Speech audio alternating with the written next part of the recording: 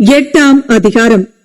பின்பு அவர் பட்டணங்கள் தோறும் கிராமங்கள் தோறும் பிரயாணம் பண்ணி தேவனுடைய ராஜ்யத்திற்குரிய நற்செய்தியை கூறி பிரசங்கித்து வந்தார்.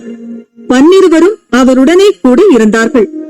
அவர் பொல்லாத ஆவிகளையும் வியாதிகளையும் நீக்கி குணமாக்கின சில ஸ்திரீகளும் 7 பிசாசுகள் நீங்கின மகதலேனாள் என்னப்பட்ட மரியாளும் ஏரோதின் காரியக்காரனான ஊசாவின் மனைவியாகிய யோவன்னாளும் சூசன்னாளும் தங்கள் ஆஸ்திகளால் அவருக்கு ஊழியம் செய்து கொண்டு வந்த மற்ற அநேகம் ஸ்திரீகளும் அவருடனே இருந்தார்கள். சகல பட்டணங்களிலும் இருந்து திரளான ஜனங்கள் அவரிடத்தில் வந்து கூடின போது அவர் உவமையாக சொன்னது: விதைக்கிறவன் ஒருவன் விதையை விதைக்க புறப்பட்டான். அவன் விதைக்கையில் சில விதை வழி அருகே விழுந்து மிதியுண்டது. ஆகாயத்து பறவைகள் வந்து அதை பட்சித்து போட்டது. சில விதை கற்பாறையின் மேல் விழுந்தது. அது முளைத்த பின் அதற்கு ஈரமில்லாததினால் உலர்ந்து போயிற்று. சில விதை முள்ளுள்ள இடங்களில் விழுந்தது. முள் கூட வளர்ந்து அதை நெருக்கி போட்டது. சில விதை நல்ல நிலத்தில் விழுந்தது. அது முளைத்து 100 பலன் கொடுத்தது என்றார். இவைகளை சொல்லி கேட்கிறதற்கு காதுள்ளவன் கேட்க கடவன் என்று சத்தமிட்டு கூறினார். அப்பொழுது அவருடைய சீஷர்கள் இந்த உவமையின் கருத்து என்னவென்று அவரிடத்தில் கேட்டார்கள். அதற்கு அவர், தேவனுடைய ராஜ்யத்தின் ரகசியங்களை அறியும்படி உங்களுக்கு அருளப்பட்டது. மற்றவர்களுக்கோ அவர்கள் கண்டும் காணாதவர்களாகவும் கேட்டும் உணராதவர்களாகவும் இருக்கத்தக்கதாக அவைகள் உவமைகளாக சொல்லப்படுகிறது. அந்த உவமையின் கருத்தாவது: விதை தேவனுடைய வசனம். வழி அருகே விதைக்கப்பட்டவர்கள் வசனத்தை கேட்கிறவர்களாய் இருக்கிறார்கள். அவர்கள் விசுவாசித்து ரட்சிக்கப்படாதபடிக்கு பிசாசானவன் வந்து அவ்வசனத்தை அவர்கள் இருதயத்திலிருந்து எடுத்து போடுகிறான். கற்பாறையின் மேல் விதைக்கப்பட்டவர்கள் கேட்கும் போது சந்தோஷத்துடனே வசனத்தை ஏற்றுக்கொள்ளுகிறார்கள். ஆயினும் தங்களுக்குள்ளே வேர் கொள்ளாதபடியினாலே கொஞ்ச கால மாத்திரம் விசுவாசித்து சோதனை காலத்தில் பின்வாங்கி போகிறார்கள். முள்ளுள்ள இடங்களில் விதைக்கப்பட்டவர்கள் வசனத்தை கேட்கிறவர்களாயிருக்கிறார்கள்.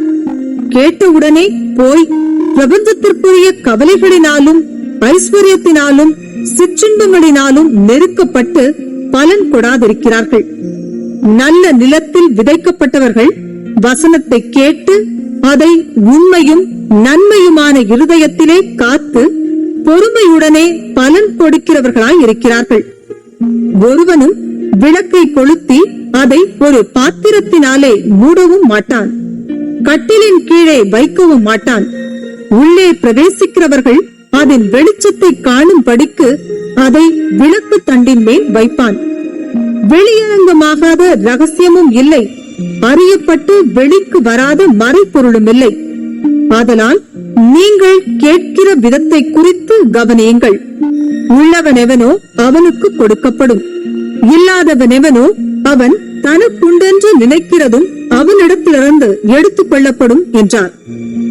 அப்பொழுது அவருடைய தாயாரும் சகோதரரும் அவரிடத்தில் வந்தார்கள்.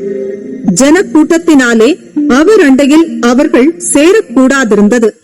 அப்பொழுது உம்முடைய தாயாரும் உம்முடைய சகோதரரும் உம்மை பார்க்க வேண்டும் என்று வெளியே நிற்கிறார்கள் என்று அவருக்கு அறிவித்தார்கள். அதற்கு அவர், தேவனுடைய வசனத்தை கேட்டு அதன்படி செய்கிறவர்களே எனக்கு தாயும் எனக்கு சகோதரருமாய் இருக்கிறார்கள் என்றார். பின்பு ஒரு நாள் அவர் தமது சீஷரோடும் கூட படவில் ஏறி கடலின் அக்கறைக்கு போவோம் வாருங்கள் என்றார். அப்படியே புறப்பட்டு போனார்கள். படகு ஓடுகையில் அவர் நித்திரையாயிருந்தார்.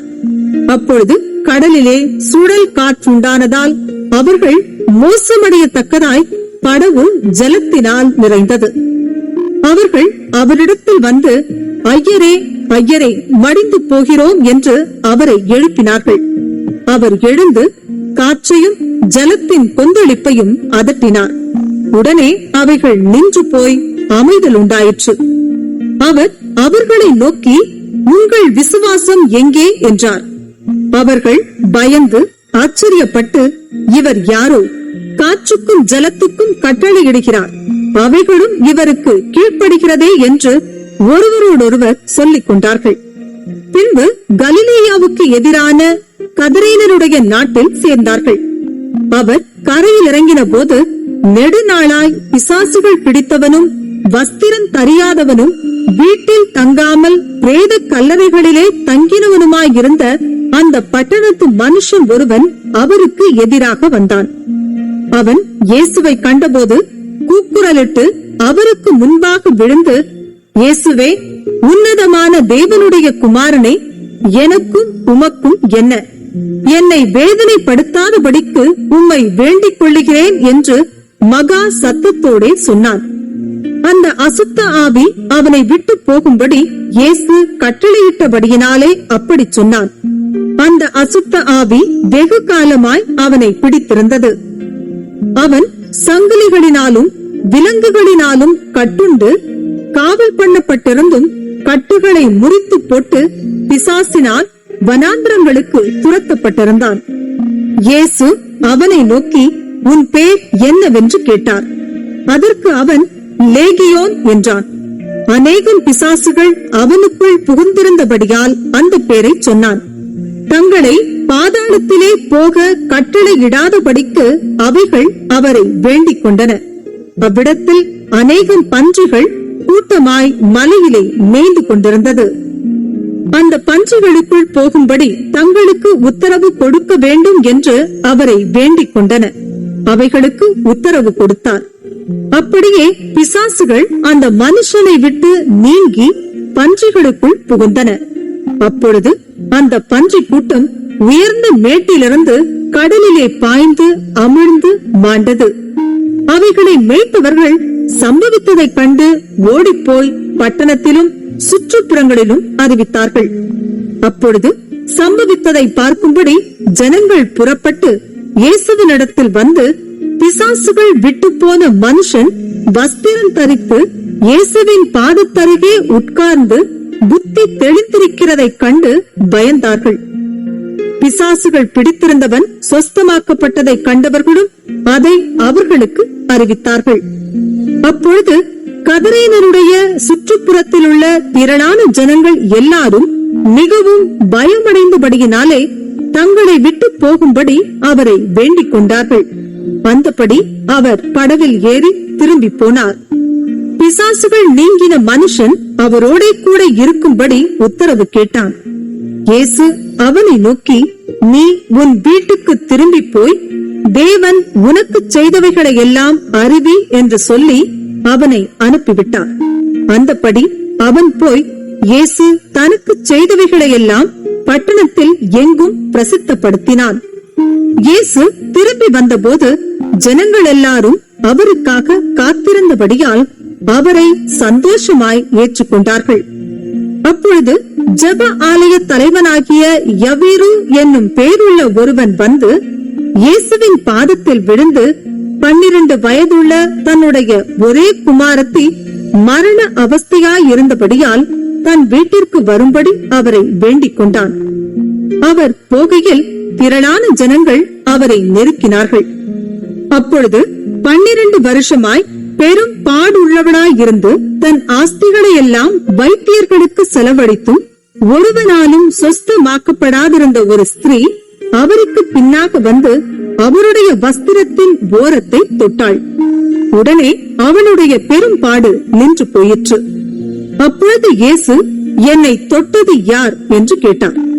எங்களுக்கு தெரியாதென்று எல்லாரும் சொன்னபோது பேதுருவும் அவனுடனே கூட இருந்தவர்களும், ஐயரே, திரளான ஜனங்கள் உம்மை சூழ்ந்து நெருக்கிக் கொண்டிருக்கிறார்களே, என்னை தொட்டது யார் என்று எப்படி கேட்கிறீர் என்றார்கள்.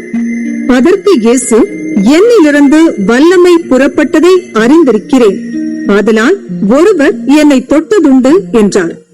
அப்பொழுது அந்த ஸ்திரீ தான் மறைந்திருக்கவில்லை என்று கண்டு நடுங்கி வந்து அவர் முன்பாக விழுந்து தான் அவரை தொட்ட காரணத்தையும் உடனே தான் சொஸ்தமானதையும் எல்லா ஜனங்களுக்கும் முன்பாக அவருக்கு அறிவித்தாள். அவர் அவளை பார்த்து, மகளே, திடன் கொள், உன் விசுவாசம் உன்னை ரட்சித்தது, சமாதானத்தோடே போ என்றார். அவர் இப்படி பேசிக் கொண்டிருக்கையில் ஜெப ஆலய தலைவனுடைய வீட்டிலிருந்து ஒருவன் வந்து அவனை நோக்கி, உம்முடைய குமாரத்தி மரித்து போனாள், போதகரை வருத்தப்படுத்த வேண்டாம் என்றான். இயேசு அதை கேட்டு, பயப்படாதே, விசுவாசம் உள்ளவனாயிரு, அப்பொழுது அவள் ரட்சிக்கப்படுவாள் என்றார். அவர் வீட்டில் வந்தபோது பேதுருவையும் யாக்கோபையும் யோவானையும் பெண்ணின் தகப்பனையும் தாயையும் தவிர வேறொருவரையும் உள்ளே வரவொட்டாமல் எல்லாரும் அழுது அவளை குறித்து துக்கம் கொண்டாடுகிறதைக் கண்டு, அழாதேயுங்கள், அவள் மரித்து போகவில்லை, நித்திரையாய் இருக்கிறாள் என்றார். அவள் மரித்து போனாள் என்று அவர்கள் அறிந்ததினால் அவரை பார்த்து நகைத்தார்கள். எல்லாரையும் அவர் வெளியே போக பண்ணி அவளுடைய கையை பிடித்து, பிள்ளையே, எழுந்திரு என்றார். அப்பொழுது அவள் உயிர் திரும்ப வந்தது. உடனே அவள் எழுந்திருந்தாள். அவளுக்கு ஆகாரம் கொடுக்க கட்டளையிட்டார். அவள் தாய் தகப்பன்மார் ஆச்சரியப்பட்டார்கள். அப்பொழுது நடந்ததை ஒருவருக்கும் சொல்லாமல் இருக்கும்படி அவர்களுக்கு கட்டளையிட்டார்.